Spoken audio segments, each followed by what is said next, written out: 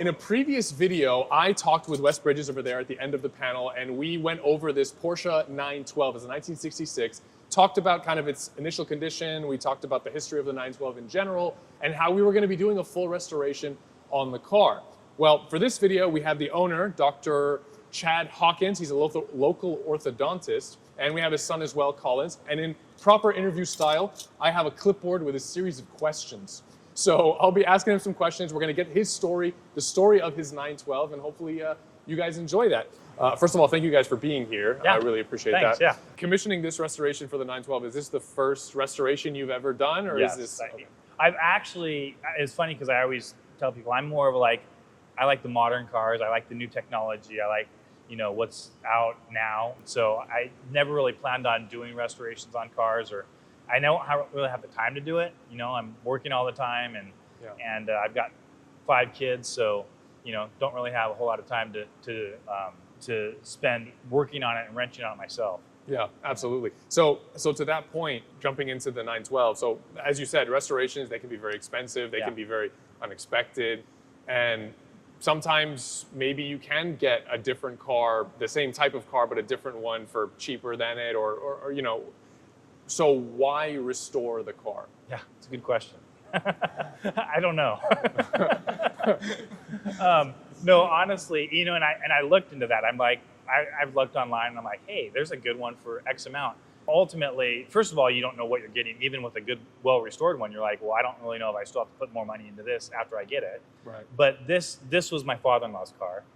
And gosh, I'll get emotional when I talk about family, sorry. This is my father-in-law's car. He actually got it back in, we think it was like about 2003, 2004. There's history with it. It's a family heirloom, if you will. All my brother-in-laws, my wife comes from a family of 4 kids. She's the oldest of 4, and she's got 3 younger brothers. And so they've all kind of driven it, and it's been in the family for a while. And, so obviously I wanted to just preserve that because it's his car and it's our car. Yeah. And it's something that's going to stay in the family. So I made the comment recently to my wife that, if I'm going to put money into something, why don't I do this one? Because this is the one that's going to stay with us. Yeah. So in the last video when I was with Wes, we talked about that, about how restoring the car is more of an emotional decision than it is a financial one, For sure. right? Because that's for sure. Yeah. But like you have your and it's a different level of ownership too. Yeah. You can go out and buy a car, and yes, you own it, but when you've restored it from beginning to end, now it's the Hawkins 912. Yeah. It is your car. Even if somebody else buys it, if you were ever to sell it, it'll still have been your car. Yeah. The Hawkins 912. And it's funny because I was talking to JV a lot about, who's the restoration classics manager here. Yeah. And as we're talking about it, he's showing me all this history of what his Porsche history is. And it's kind of like one of those things that if you do something like this, it becomes like almost a bond. You're like, oh, let me show you all the stuff I've had. Yes. And all the cars I've owned, and my dad's original car. And, it's pretty fun talking about that kind of stuff. It's a history, it's a community, it's a familial sense of ownership to it at that level. And to that point, like when I was growing up, I always kind of wanted a Porsche. That was kind of instilled from me with my dad. We had, he had a couple 911s. He had a red Targa and a black SC hardtop back in the early 80s. And so between him and my uncle, who was also really into cars, and actually they were in the car business. And so they kind of got us into cars as we were growing up. Yeah. So question for you, Colin, on that subject. I mean, this is your dad's car now. Are you, are you excited about the restoration? Are you excited to see the car? I mean, presumably you've seen the car before. It has now been completely gutted. Did you drive it at all before it was brought here? Yeah, so I actually drove the car more than probably any people in the last 2 or 3 years. It used to just sit in Grandpa's. We weren't worried about him dying or anything, apparently. It used to sit in Grandpa's garage, and so I would drive over there and say, hey, can I swap your cars for the week? And I would take this car to school and drive around town, and Very cool. it was super fun to Coolest kid in town. Yeah, exactly. I want to be you. I want to grow up to be you someday. Yeah, when you're right. so that, Don't we all? yeah, that's really cool. So next thing I want to ask you, so you mentioned it's your father-in-law's car. Do you have any like specific memories? Like when you think about the car, what's the first thing that kind of comes to mind? Tell you the story of what happened. So when he was single and living in Newport Beach, he was 68. He actually got a 912 way back then. His buddy's like, oh, you got to get this car. He drove, I think, his buddies, and oh, you got to get one of these. He's like, yeah, this is a great car. I love this thing. Yeah. So, and he's not a car guy at all. I mean, his idea of a car is like, will it get me to work and back on any given day? So he's not a car guy. And so it's kind of off-brand for him anyway. Yeah. But he drove it. He really liked it. So he ended up getting, I was just talking to my brother-in-law about it. I think it was 67 and 68. It was a year old. And he drove that car for 10 plus years and really loved it. That was the car that my wife actually came home from the hospital in. So anyway, so she came home from the hospital in that car, and obviously there's some connection there. Yeah. So he drove it for 10 plus years, and then at one point decided he had an opportunity to buy a business. He bought a flower shop. So he sold that car to buy the flower shop and thought, well, someday, once the flower shop's going, I'm a business owner, I'll make good money, I'll just buy another one. Yeah. Well, that day just kept getting pushed back and back and back. As we know, life goes on. He ended up having 4 kids, gets busy, and so he didn't get another one. Fast forward 25 years later or so, and he sees this car as he's a teacher here locally. He's a high school teacher. He's up at a conference up in San Luis Obispo, and he sees this one on the street, just parked, obviously dilapidated, not running. And in his mind, it's like he all of a sudden thinks $800. Yeah. And he's like, okay, that's weird, whatever. Call it a premonition, whatever you want, I don't know. But he didn't think much of it.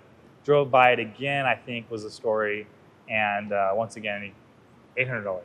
Well, it turns out it was parked out in front of the building my wife lived in when she was going to school at Cal Poly San Luis Obispo.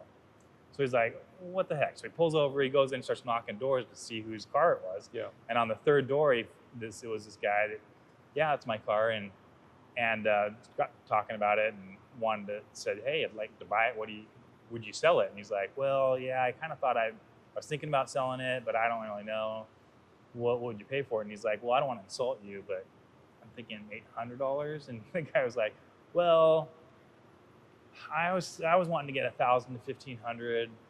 And so he's like, well, I'll give you $1,000 for it. And he's like, okay. So they agreed, and he gave him $1,000 for it. So this car, he bought $1,000 for $1,000 20 years ago or so. So he then had to get a tow truck and got it, put it on, got a trailer, put it on a trailer, and drove it back down here. Oh wow! And that started the process of trying to get it running. He had actually wanted to just do it himself because, as we talked about, it's not cheap to do one of these, take it somewhere, and he kind of thought it'd be fun just to tinker with. And so he was the one that started to do a lot of the repairs on it. Probably why they weren't done to Wes's standards. Yeah. So I respect that he tried. Yeah, he tried. Yes, I have a lot of respect for that. So I take back most of what I said. It's all right. It was justified. I understand why, because I drove it and I'm like, yeah, we need to fix this thing. Yeah. I mean, the first time I drove it, the steering wheel was just like, you had, 20 degrees of play. Yeah. You'd go to turn and be like, oh wait, nope, not yet. Have to turn it more. And so that's kind of what got it started. He started doing a bunch of repairs on it and kind of got it running, and he would drive it, but the interior was just a disaster. He had like one seat. I think he had a Toyota Corolla seat in it at one point because he could bolt it in and fix, and the other seats were all rusted out and bad. Yeah. So he put a Toyota Corolla seat, just one seat in it, and just drove around like that forever. Race car. Then, yeah, exactly. Race car stuff. So then at that point, I was like, I started working and everything, and I decided, well, let's at least get the interior redone. So I was the one that basically took it to a upholstery shop and had the interior redone, which is where I kind of got involved with repairing it. That's how I kind of laid claim to it, because I was the first to really start to help him out.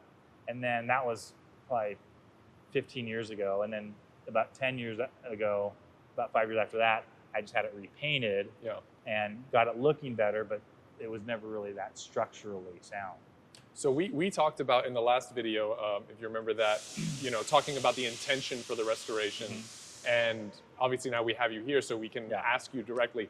So what is your intent? So the intention is to bring the car back to as factory as it was when it left in 1966. Yeah, I mean, as much as we can. I want to do a couple things to it. I definitely want to, this might be, blasphemy or something, but I want to do the Sport Classic radio, which has the modern CarPlay and stuff like that in it. But aside from that, we pretty much want to keep it as original as we can. Now, obviously, it's not going to be a parts matching or a numbers matching car or anything like that. So my hope is I want it to be reliable and to drive it and be able to like take it to work and whatever. I mean, not all the time, but I want to drive it. I want Colin loves driving it. My older son Blake, before he when he was living here, he's up at school now, but before when he was living here, he used to love driving it. I talked to I got 3 younger daughters, and I talked to them, and after we get it done, and they're like, yeah, we're done with it. You guys can drive it, and they're all excited. So the whole family is pretty excited about just getting in and driving it. Yeah.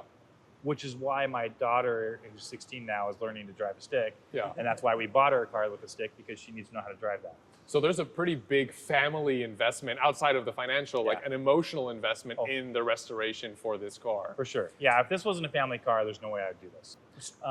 Going back to your question before I went on that long story of how the history came, one of the first memories, or one of the memories that comes to mind about this car was shortly after my father-in-law had gone through the engine, and he actually took a course at a local college, an auto shop course, just so he can work on this as his car, because he didn't have any means to do it otherwise.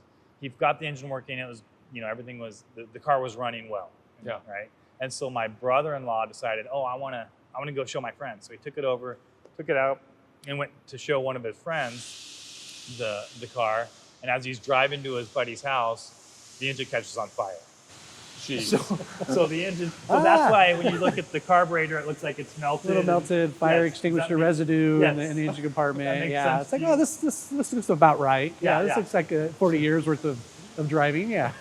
So that's the story behind that when you see the residue. Yeah. So my brother-in-law's, when he was driving it, caught the engine on fire, and luckily he did have the fire extinguisher in there, so he did get it out. Yeah. So the whole thing didn't car go might off. not have been here today. Yes, if that's right. wasn't available. But that was probably one of the first memories that I have. So last thing I have then, really more of a question for Wes. So now the car has been completely disassembled. I mean, the only thing that's really left on it is the body panels, and those are going to come off too.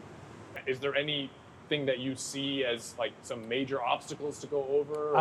Well, the main obstacle is, of course, the metal work. Yeah. That's with any restoration, that's going to be the biggest hurdle. And now that I've taken the car apart, it's not a big deal, but it is going to be tedious. I was just talking to Chad earlier about it. It's just the hardware.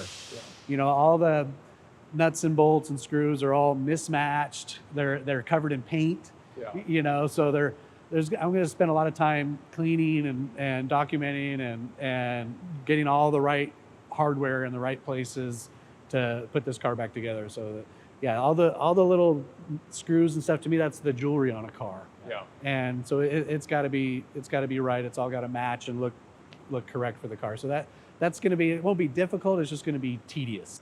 But the funny thing is, hearing Wes say that, I'm like, it actually makes me happy, because I'm kind of OCD. As an orthodontist, you're kind of tedious with what we do anyway. Yeah. So I'm like-minded with Wes on that. So it kind of makes you smile inside a little bit, hearing how like meticulous he's going to be with all those little nuts and bolts and things like that. Oh yeah. I mean, I've watched him work a lot, and I wouldn't, for my personal car, I don't let anybody work on it but Wes. Yeah. And then I wouldn't ever let anybody work on it Wes. So he does amazing work. So, but that's really all I had. Thank you so much for sharing your story. Yeah. Colin, I'm obviously, I know you're excited about the car. Thank you for taking the time to come down, Wes as well. So in the next series of videos, we don't really have a plan necessarily for what the next series of videos is going to be, but we do want to follow the restoration as much as we possibly can. And then of course, at the end, we'll do a final reveal of the car. Maybe we'll take it out for a drive where we could survive the drive. That would be great without needing a fire extinguisher. Maybe you could drive it this time. And that would be really cool. That would be really nice. So really looking forward to that. Again, gentlemen, thank you so much. So I will leave links in the description below to your business if you're okay with that. Yeah. If you guys need any dental work, of any kind, as well as to Porsche Ontario for being so gracious and letting us shoot this video, introducing us to the owner, his son, and letting us borrow Wes for these videos as well. So I hope you guys enjoyed the video. Leave us a comment down below with your thoughts. If you have any restoration stories, please feel free to share them down there as well. But again, really hope you enjoyed the video, and we'll see you in the next one. Take care.